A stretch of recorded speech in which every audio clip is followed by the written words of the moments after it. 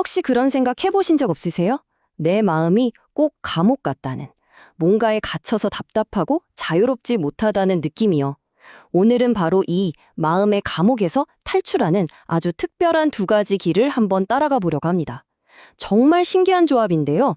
고대 동양의 한 현인이랑 현대 서양의 정신분석가가 만난다면 과연 어떤 이야기가 펼쳐질까요? 모든 건 이 질문 하나에서 시작돼요. 우리는 왜 고통받고 왜 이렇게 부자유하다고 느낄까? 정말 오래된 질문이죠. 근데 이 시대를 초월한 물음에 동양과 서양의 두 천재가 정말이지 완전히 다른 대답을 내놓았다는 겁니다.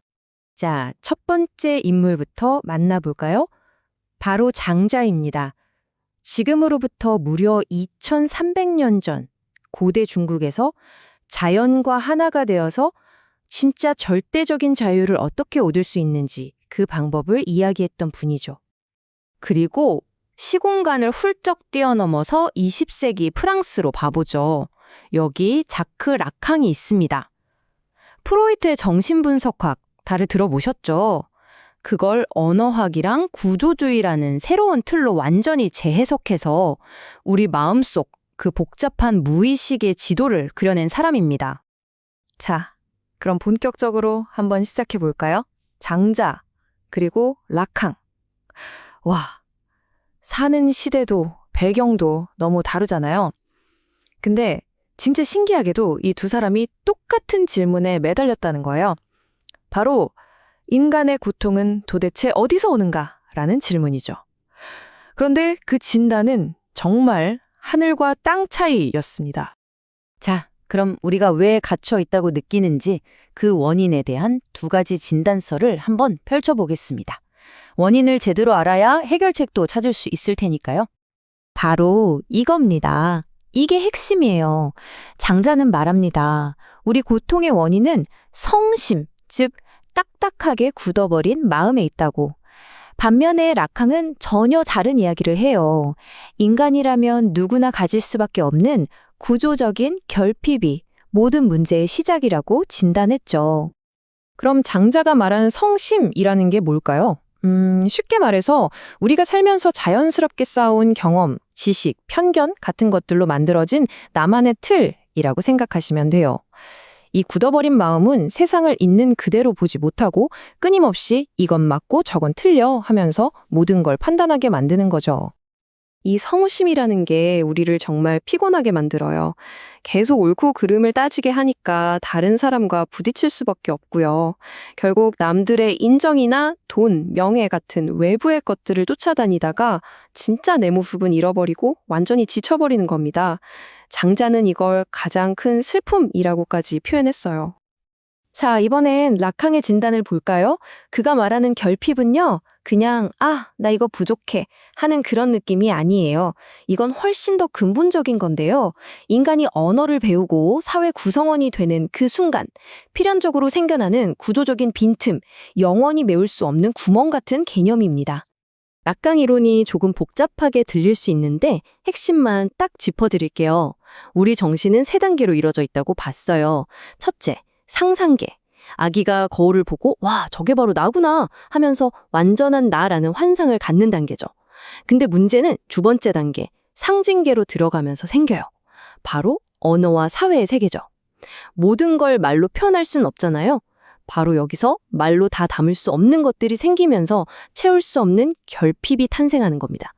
실제계는 그 언어 너머의 영역이고요. 좋습니다. 이제 가장 흥미로운 지점이에요. 장자가 말하는 비움과 라캉이 말하는 결핍, 둘 다 뭔가 텅 빈 공간을 이야기하는 것 같은데 도대체 이 둘은 어떻게 다른 걸까요? 이 표를 보시면 차이가 확 들어오죠. 먼저 성격부터 볼까요? 장자의 비움은 가능성이 가득한 아주 긍정적인 공간이에요.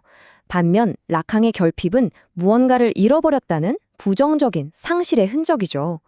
원인도 완전히 다릅니다.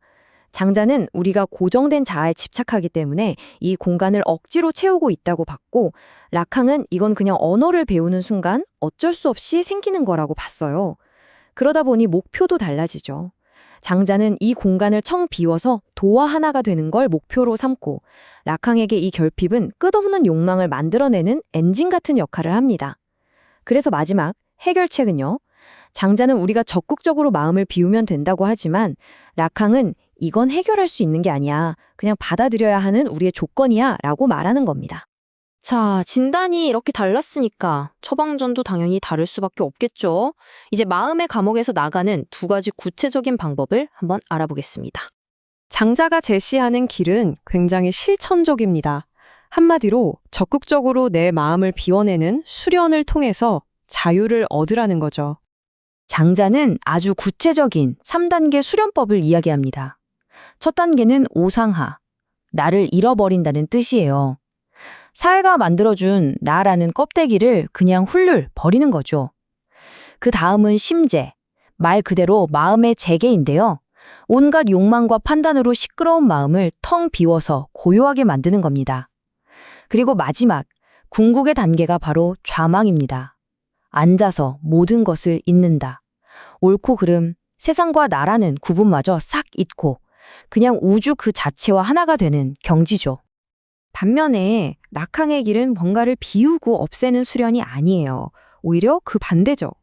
피할 수 없는 이 결핍이라는 문제를 똑바로 쳐다보고 그것과 함께 살아가는 새로운 방법을 찾는 윤리적인 태도를 강조합니다. 락항의 이 말 정말 유명하죠. 인간의 욕망은 타자의 욕망이다.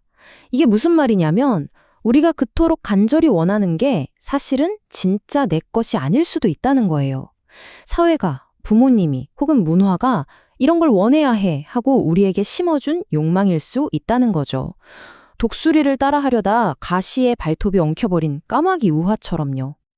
그래서 락항의 해법은 바로 이 질문을 스스로에게 던지는 것에서부터 시작합니다. 내가 지금 이렇게 원하는 거, 내가 쫓고 있는 이 목표가 과연 진짜 내가 원하는 걸까? 이 질문이야말로 타인의 욕망이라는 보이지 않는 줄에 묶인 꼭두각 시신세에서 벗어나는 첫걸음이 되는 겁니다. 자, 이제 마지막 결론에 다다랐습니다. 마음의 감옥에서 벗어나는 두 가지 길. 하나는 감옥이라는 것 자체를 뛰어넘어 초월하는 길이고 다른 하나는 감옥의 구조를 그대로 인정하고 그 안에서 나만의 자유를 찾는 길입니다.